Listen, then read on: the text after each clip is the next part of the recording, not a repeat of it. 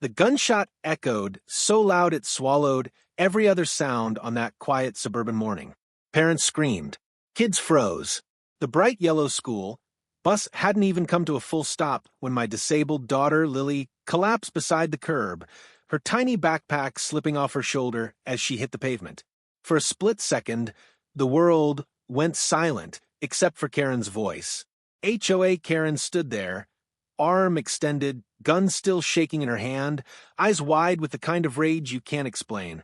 She shouldn't have touched my property, she screamed, as if that justified the horror she'd just unleashed. The bus camera blinked red, recording every second. Children hid behind seats. The driver fumbled for his radio. And me? I was frozen, staring at my little girl, struggling to breathe, knowing nothing about this day would ever be the same again. If you're watching this right now, I need you to pause for a moment and breathe, because what happened to my daughter that morning wasn't just a tragedy, it was a nightmare that no parent should ever have to live through. Before we begin, tell me one thing: which city are you watching this from? Drop it in the comments, because I want to know how far this story reaches, how many people will stand with us after everything that happened. And if you're new here, make sure to subscribe before we dive in. Trust me, you do not want to miss how this story unfolds. It's emotional, it's painful, and it shows exactly how far a parent will go when their child is hurt. That morning started like any other. The sun was bright.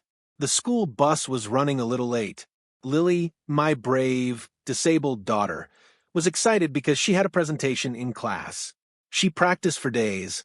She wanted the world to see that her wheelchair didn't stop her from shining. We had no idea that someone else, someone filled with anger and entitlement, was watching every move we made. HOA Karen had always been a problem in the neighborhood. Complaints, threats, and arguments over the smallest things. Trash cans an inch out of place, chalk drawings on sidewalks, kids being too loud. But never, not once, did we think she was dangerous. We were wrong. When the bus finally arrived, Lily rolled forward with the biggest smile. She didn't notice Karen marching across the street. She didn't see the fury on her face. She didn't hear the hate boiling behind every step. And before I could even shout her name, Karen pulled out a gun. And my life shattered. The morning had felt strangely perfect. One of those rare days where everything was calm, where the world seemed gentle for once. The sun had come out early, melting the last bit of coolness from the air.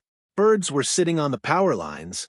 I even remember thinking to myself, today's going to be a good day for Lily. I should have known better. Calm before the storm. People say that for a reason. Lily was already awake when I walked into her room.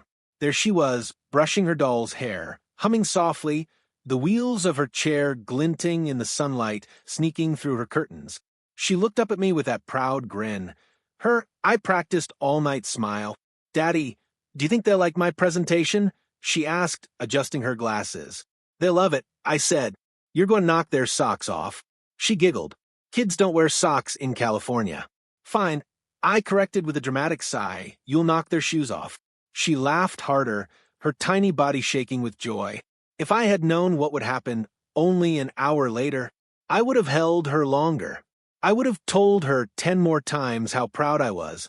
We headed outside early. Lily liked waiting for the bus so she could wave to every dog walker like she was mayor of the block. Her wheelchair rolled smoothly over the driveway as I held her backpack. But across the street, standing stiff as a statue, was her. HOA Karen. Arms crossed, eyes narrow, lips pursed like she tasted vinegar for breakfast. She had been watching us ever since we stepped outside. I tried to ignore her. I tried to pretend she was just another unpleasant neighbor with nothing better to do. But she wasn't staring in that normal, disapproving my HOA rules matter more than human life way. This was different. Her stare was sharp, too sharp, like she was counting Lily's breaths. Like she was waiting. Lily didn't notice. She lifted her hand and waved. Karen didn't wave back. She didn't blink. She didn't move. I bent down next to Lily. "Sweetheart, let's stay close today, okay?" "Why?" she asked innocently. "Just want to," I answered. How could I explain something I didn't fully understand myself? Sometimes your instincts whisper before your brain catches up. Minutes later, we heard the soft rumble of the yellow school bus turning the corner. Lily's face lit up instantly. There it is. Daddy, hurry. She wheeled forward with excitement, stopping right at the curb like she did every morning.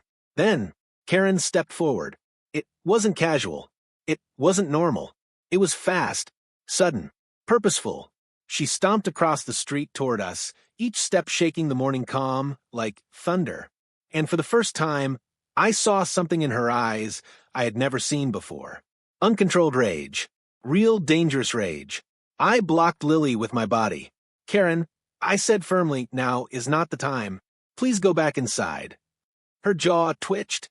You think I don't see what she's doing? She snapped, pointing at Lily like she wasn't a child, like she wasn't a human being. She's waiting for her bus, same as every day. I said, no, Karen's voice cracked. She scratched my mailbox with that thing. She pointed to Lily's wheelchair. My stomach dropped. Are you serious? The chair barely fits through the gate. She didn't scratch anything. You're calling me a liar?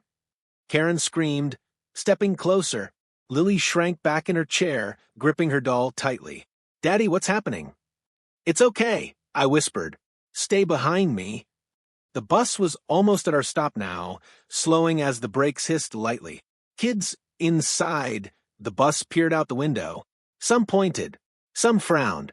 They all saw Karen crossing the street with that explosive anger. The driver saw it, too. He put the bus in park immediately. But Karen wasn't stopping. She reached into her pocket, fast. For one terrifying heartbeat, I thought she was pulling out a phone to record us, to make another fake complaint to the HOA. But I was wrong. Horribly wrong. Her hand came out holding a gun. A real one. Small enough to hide, big enough to destroy lives. Back away from my property, she screeched. Karen, stop. I yelled, stepping in front of Lily. Are you insane? Put the gun down. But she didn't hear me. Or she refused to.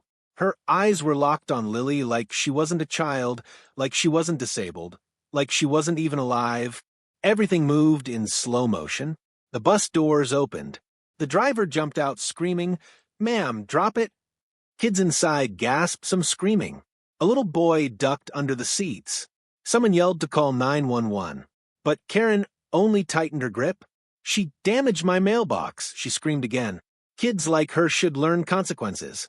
The world narrowed into a single, horrifying second. She lifted the gun. I lunged. Lily screamed. The bus driver ran. And then, bang! The shot cracked through the air, echoing across the street and hitting the world like lightning. My ears rang. Lily jolted sideways, falling against her armrest. Her backpack slipped off her lap. For one moment, everything went silent except for the faint echo of the gunshot bouncing through my skull. Karen stood frozen, arms still raised, the gun still smoking. Lily whispered, Daddy, it hurts. And my heart shattered. I dropped to my knees beside her, hands shaking, trying to check her, trying to keep her awake, trying to hold her together while the world spun apart. Karen backed up slowly, as if she was the victim, as if she hadn't just pointed a gun at a child. But the bus camera light blinked red. It had recorded everything, every scream, every second, every detail. And that recording would change this story forever. The moment the gunshot faded into the wind, the world around us erupted into chaos. It was like the entire neighborhood woke up at once, doors slamming open, people rushing out barefoot, phones already in their hands. The once quiet street, where kids played hopscotch and neighbors walked dogs, had transformed into a war zone.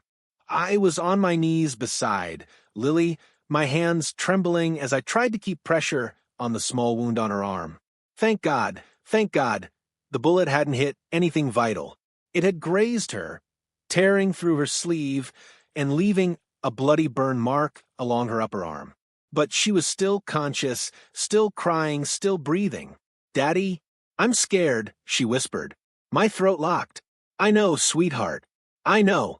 Just stay awake for me, okay? Daddy's right here. The bus driver, Mr. Hall, dropped beside us, pulling off his jacket and wrapping it around Lily's shoulders. "I called 911, he said, voice shaking. "They're coming fast." Behind him, kids inside the bus were crying, screaming, peeking through windows. Some covered their eyes. Some shouted, "Is she okay?" Others were frozen, traumatized. The entire side of the bus had gone silent except for the bus camera, still blinking red, still recording, still capturing the truth. Then I heard her voice again. "Karen." "This wasn't my fault," she shouted, backing away onto her front lawn while neighbors stared at her in disbelief. She rolled into my path. I felt threatened. "Threatened," she said, threatened, by a child in a wheelchair. Before I could stand up and confront her, the first police cruiser skidded onto the street, sirens slicing through the morning like knives. 2 officers jumped out, hands already on their holsters. "Ma'am, drop the weapon," one of them shouted. Karen froze, gun still in her hand. I was defending myself," she insisted. She scratched my mailbox. "They were attacking me. They're dangerous." The officer didn't waste a second. "Drop it now." Finally, Karen lowered the gun, but instead of guilt or fear, her expression twisted into something else. Entitlement. Pure, poisonous entitlement. The officers cuffed her quickly, but she kept ranting. "She's not even supposed to be here. These people don't follow HOA rules. That girl ruins everything. That child damaged my property. I have rights. I have—" Her voice cut off as an officer pushed her into the back seat of the patrol car. She still didn't understand. She didn't realize the whole neighborhood had seen her. She didn't know the bus camera had captured every second. She didn't know there was no escape. I stood up, shaking with a rage I'd never felt before. "Officer," I said, my voice cracking, "I want her charged with attempted murder." "We're not leaving her here," the officer assured me. "We'll take her in.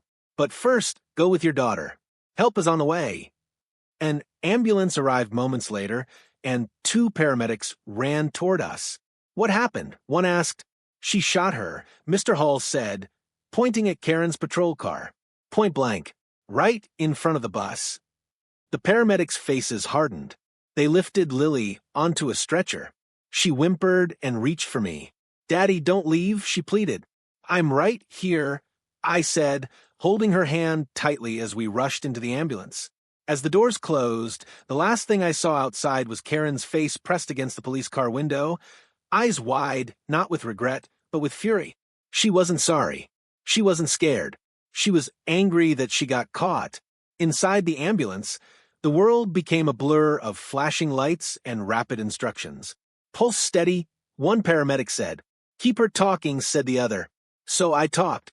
"Sweetheart, remember your presentation?" I whispered, "You're going to show me first when you feel better." She nodded weakly, tears streaking her cheeks. I practiced, Daddy." "I know you did. You're brave. So brave." Every bump on the road made her wince. Every siren made my heart squeeze tighter. When we reached the hospital, doctors swarmed us. One pushed me back gently. "Sir, we've got her. Please wait outside." Wait. My daughter had been shot, and I had to stand in a hallway? But before I could argue, the doctor added, "She's stable. The wound is shallow. We just need to clean it and make sure there's no deeper damage." Stable. The first word all morning that didn't feel like a knife. While I paced the hallway, rage boiled inside me. How could anyone, especially a grown woman, aim a gun at a child? At my child? Over a mailbox? Over a scratch that didn't even exist? Then my phone buzzed.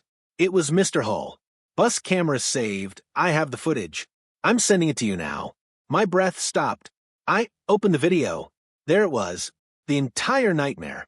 Karen crossing the street, screaming. Karen pulling the gun. Karen aiming. Karen firing. It was undeniable. Then another message came. Police officer said, "Bring this video straight to the station. They want this for the case." My chest tightened with something fierce, not fear, but determination. This wasn't going to get buried. This wasn't going to be treated like neighborhood drama. This wasn't going to be another case where a privileged woman hides behind excuses and HOA rules. This was attempted murder of a disabled child, my child, and as I watched my daughter's small body flinch on screen, I felt something inside me shift. This wasn't just about justice anymore. It was about making sure Karen could never, ever hurt another child again. Not in this neighborhood. Not anywhere. I wiped my tears, stood up, and headed straight toward the police station. Because this fight had only just begun. The police station was colder than I remembered. Not physically, emotionally. The kind of cold that settles in your bones when you're carrying fear, anger, and exhaustion all at once. When I walked through those glass doors, holding the bus camera footage on my phone, officers stopped what they were doing and looked up with a strange mix of sympathy and disbelief. Everyone in town had already heard the news. "Sir, you're the father?" a sergeant asked, stepping toward me. "Yes," I said. My voice was raw, like I'd been screaming underwater. "I have the video. The whole thing." His eyes sharpened immediately. "Come with me." He led me into a small interview room, gray walls, metal table, 2 chairs. Classic. Except today, this room wasn't intimidating. Today, it was where the truth would breathe. The sergeant sat across from me. "We already arrested the suspect, but she's making claims." I laughed under my breath, a bitter, painful sound. "Claims that she's saying she acted in self-defense," he said, "that your daughter threatened her with the wheelchair." I stared at him, speechless for several seconds. "My daughter," I finally said, "is 8 years old. She weighs 42 pounds. She was waiting for a bus. And she's disabled." He nodded. "I know.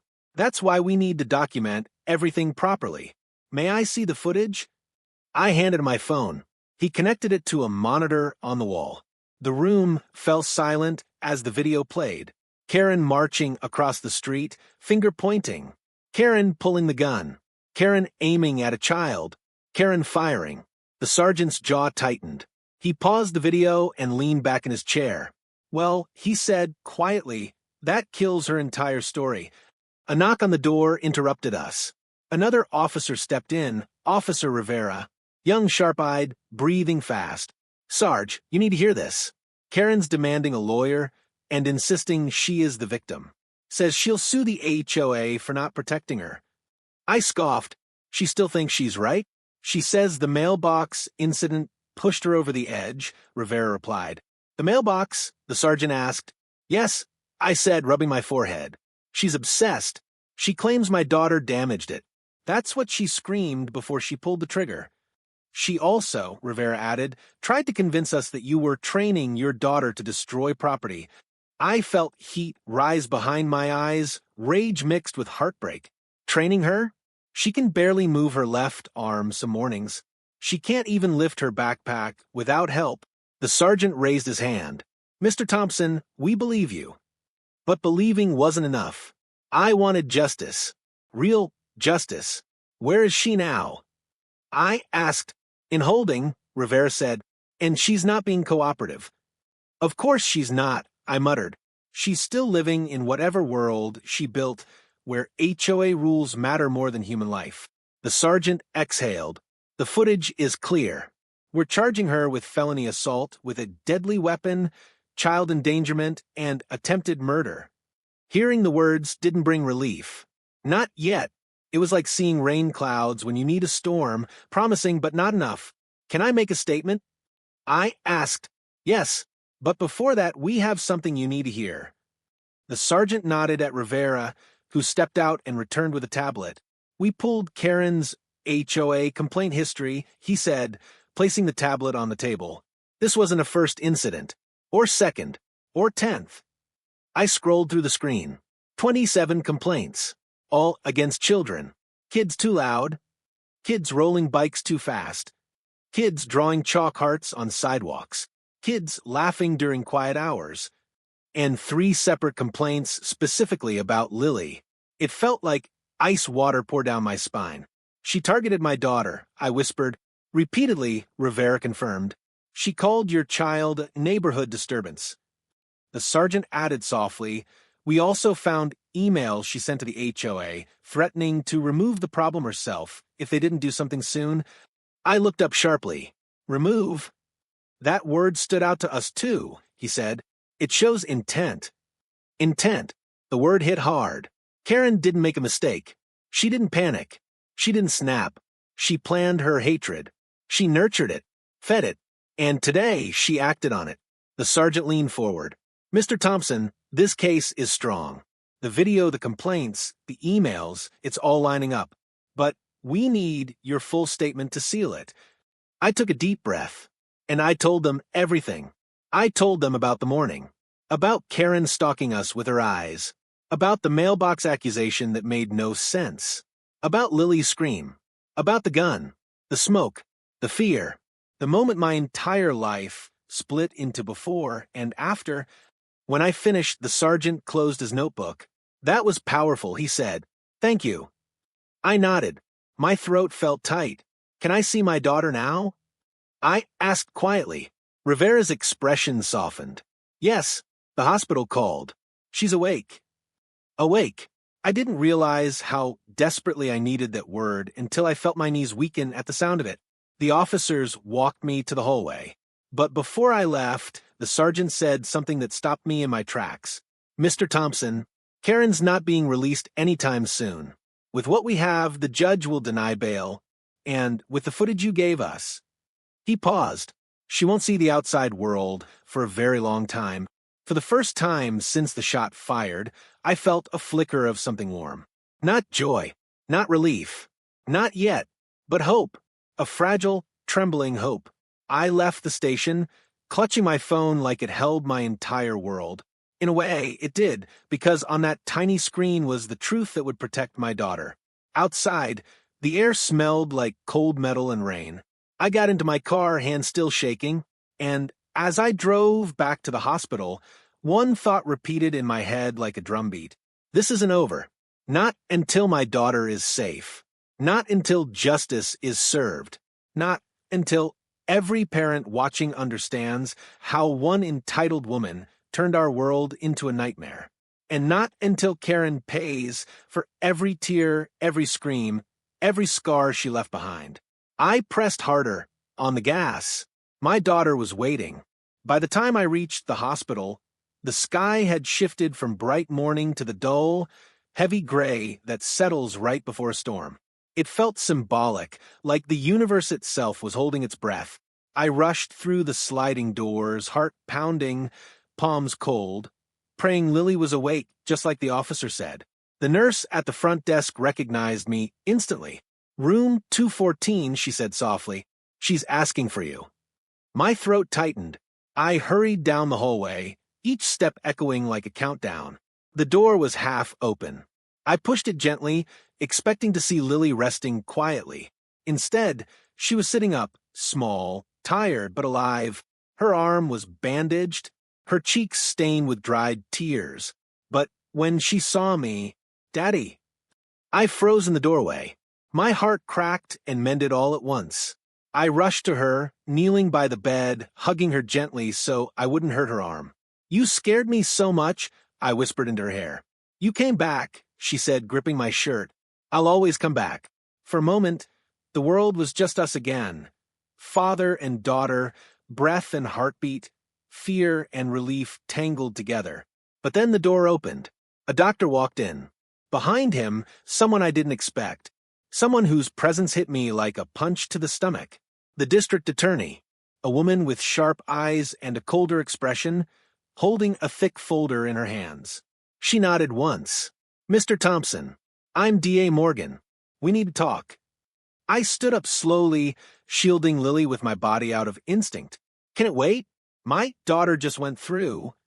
No, she interrupted softly but firmly, because we found something. And you need to hear this immediately. I looked at Lily, kissed her forehead, and stepped into the hallway with the DA and doctor. What is this about? I asked. D.A. Morgan handed me the folder. When Karen was booked, we searched her property. I opened the folder. At first, the papers didn't make sense. Neighborhood maps, notes scribbled in angry handwriting, photographs, my house, my daughter. our driveway. And then I saw it. A document titled, Official Complaint Log, Target, Lot 38, the Thompsons. My knees almost buckled. These were found in her living room, the DA said. Multiple pages documenting your daily routine. Your daughter's schedule. The bus timing. What time she leaves the house. When she returns. Every detail. The air left my lungs. She was watching us, I whispered. For months. Longer, the DA said. Almost 2 years. I stared at her, unable to speak. And that's not all. She took out a flash drive. This was in her laptop. Security camera footage from her own house. I frowned. How is that relevant? The DA leaned in. Because she recorded herself. What? Talking, ranting, planning. My blood ran cold. You need to listen to this, she said. She plugged the drive into the hallway monitor. A video popped up, grainy footage of Karen pacing her living room. Hair mess, eyes wild. I'm sick of them, she hissed. That girl, that little brat in the wheelchair, she thinks she can ruin this neighborhood? Not on my watch. If the HOA won't do anything, I will. I felt the floor sway beneath me. She kept talking, ranting, raging. They think just because she's disabled she can break rules? They think I won't do something? I'll teach them. I'll teach her. She needs to be stopped before she damages anything else. Pause it, I said, voice shaking. The DA paused the screen. That's premeditation, she said. Clear as daylight. She wasn't afraid of your daughter. She wasn't defending property. She wasn't panicking. She took a long breath. She intended to hurt her. The hallway swirled for a second. I leaned against the wall, my anger boiling into something deeper, something darker. Mr. Thompson, the DA continued, this isn't just a simple case anymore.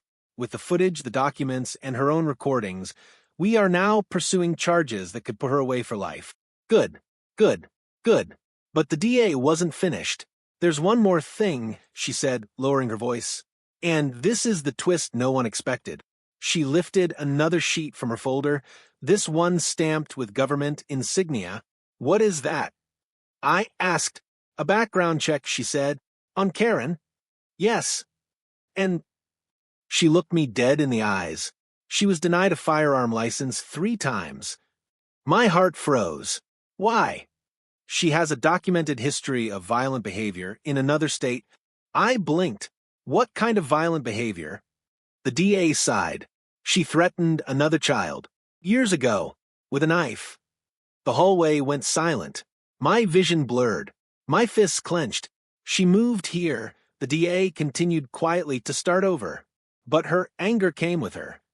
I swallowed hard. So she's done this before? Not exactly this. But close enough that it paints a terrifying history.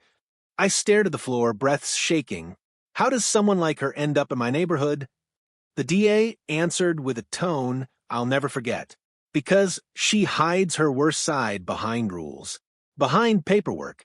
Behind the HOA. And people like that slip through cracks until they hurt someone who can't defend themselves. I rubbed my face, trying to make sense of everything. She targeted my daughter, I whispered. She targeted her on purpose. Yes, the DA said, and now we're going to make sure she never hurts anyone again. Just then, the doctor stepped forward. There's something you need to know, too, about Lily. My heart dropped instantly. Is she okay? She's stable, he reassured. But trauma like this leaves emotional scars. She'll need therapy, maybe long-term care. This kind of event can shake a child's sense of safety. I closed my eyes, fighting tears. I'll do whatever she needs, I said. Anything. The doctor nodded. Good, because she's going to need you more than ever. I exhaled shakily. Can I see her now? Yes, he said softly. I walked back into the room, my chest heavy, my mind spinning. Lily looked up at me with fragile hope. Daddy? I sat beside her and took her hand. I'm right here. She leaned into me, eyes closing. You won't let her hurt me again, right? I held her close, my voice trembling. Never, I said. Not ever again. And as she rested her head against me, I wasn't just a father anymore. I was the storm coming for Karen, and the world was about to see it. 2 days later, our town looked different. Not physically. Every house still stood where it always had, the same trimmed lawns, the same quiet sidewalks, but emotionally, everything had shifted. News trucks rolled through our once peaceful street. Reporters crowded near the HOA entrance. And neighbors walked around whispering Karen's name like it was some kind of ghost story kids told to scare each other. But none of that mattered. Only Lily mattered. She was home now, resting in her room with soft blankets and her favorite stuffed unicorn. I checked on her every 10 minutes, terrified she would wake up shaking again, like she had twice last night, crying, begging me not to let Karen get her. No child should know fear like that, and no parent should have to watch it. But today was the first day of court, the day justice began. I wore a suit I hadn't touched in years, not for any special reason. It just didn't feel right wearing anything casual. Today wasn't casual. Today was war, and I was walking into it as a father fueled by something deeper than anger. Truth. The courthouse was buzzing when I arrived. Officers guided people through security. Camera flashes burst from the steps. Microphones shoved forward, voices rapid-firing questions. Is your daughter okay? What do you hope happens today? Do you believe the HOA is responsible? Did Karen ever threaten you before? I kept walking. I wasn't here to feed the media. I was here to speak for my daughter, who couldn't fight this battle herself. Inside, the courtroom felt heavy.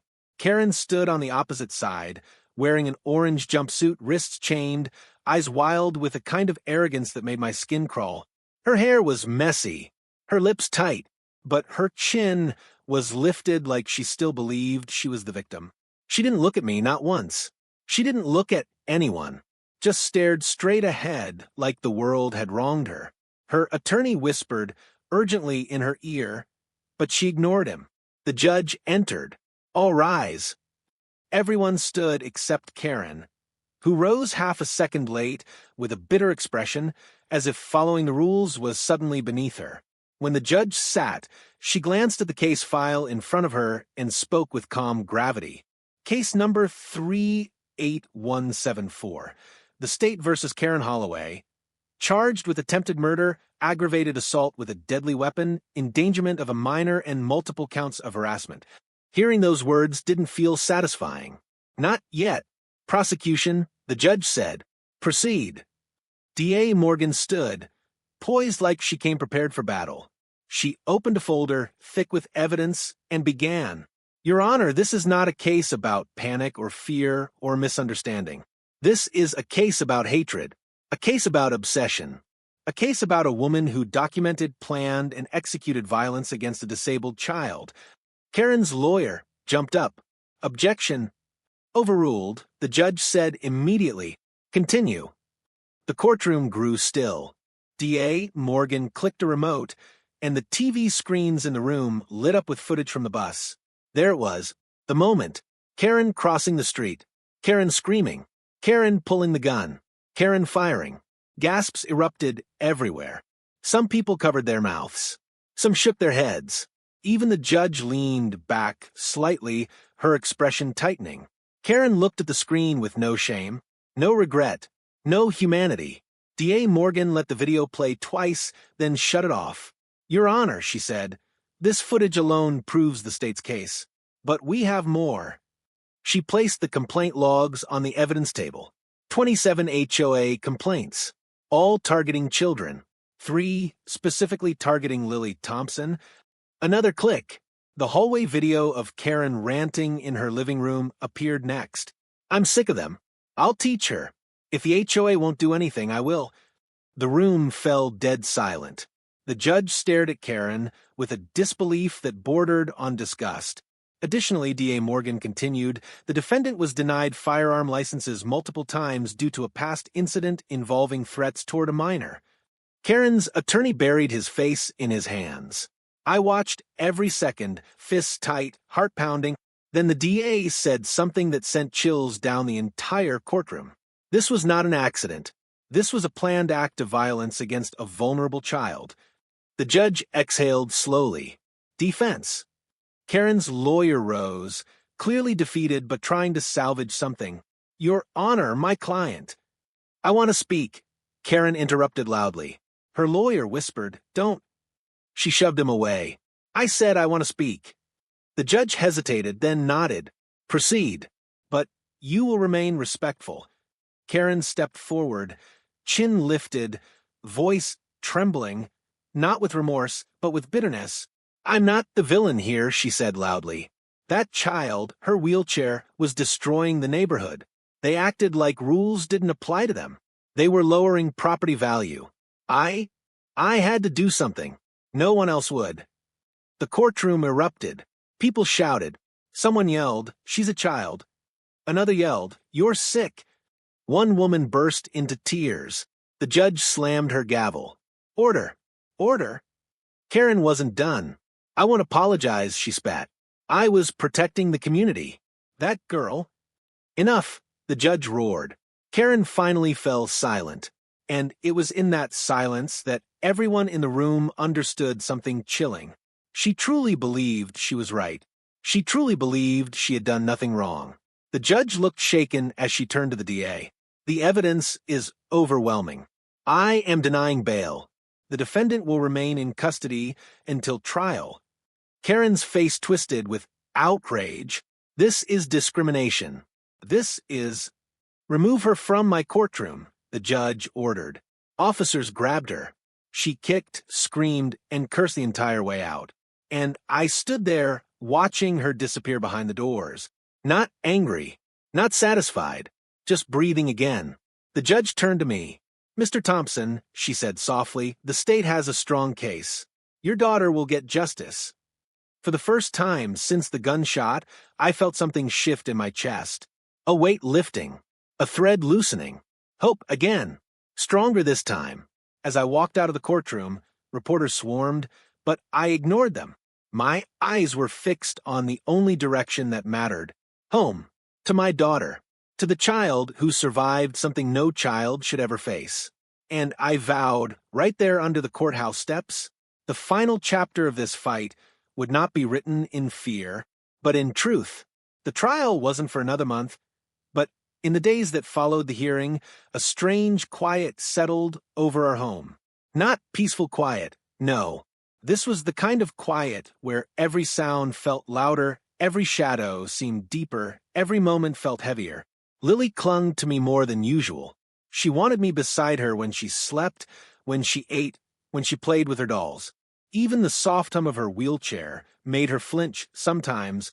Trauma has a way of sinking into a child's bones long before anyone realizes it.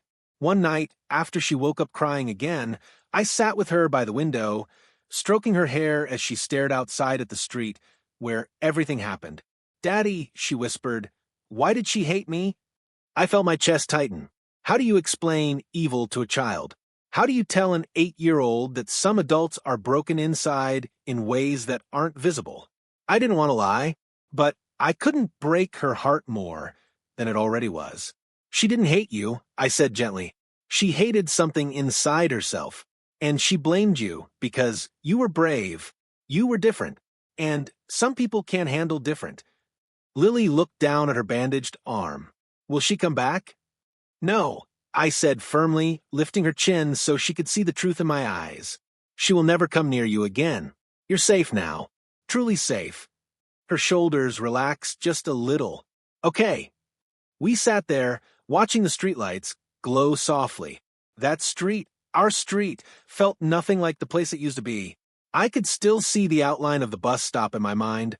I could still hear the echo of that gunshot every time the wind blew too sharply. But this section isn't just about pain. It's about what came next. The part that changed everything. The morning after the hearing, something unexpected happened. A knock on the door.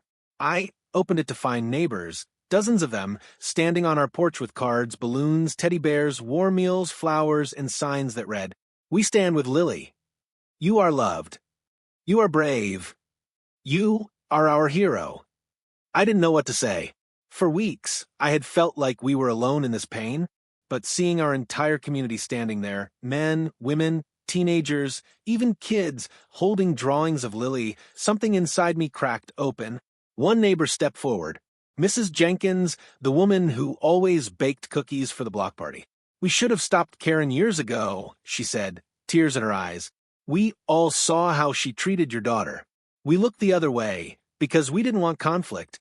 And we're sorry. We're so sorry. Her voice broke. And we're here now. All of us. Behind her, parents nodded. Some held their own children close, maybe imagining how easily this nightmare could have been theirs. Another neighbor, Mr. Greenwood, the quiet man who always waved but never spoke much, stepped forward. We've started a petition, he said, to remove Karen permanently from the HOA and to implement new safety guidelines for kids in the neighborhood, especially disabled kids. He handed me a clipboard, over 300 signatures. I felt my throat tighten. Thank you, I whispered. All of you. Lily rolled forward in her chair, hugging her unicorn tightly. When the neighbors saw her, they clapped softly, like she was royalty being presented to a kingdom that adored her. She smiled shyly. For the first time since the shooting, I saw light in her eyes again. A week later, therapy sessions began. Not the kind where the room is cold and clinical, but a warm, colorful space designed for kids. Her therapist, a kind woman named Dr. Meeks, knew exactly how to talk to traumatized children. She let Lily draw her feelings instead of forcing her to speak.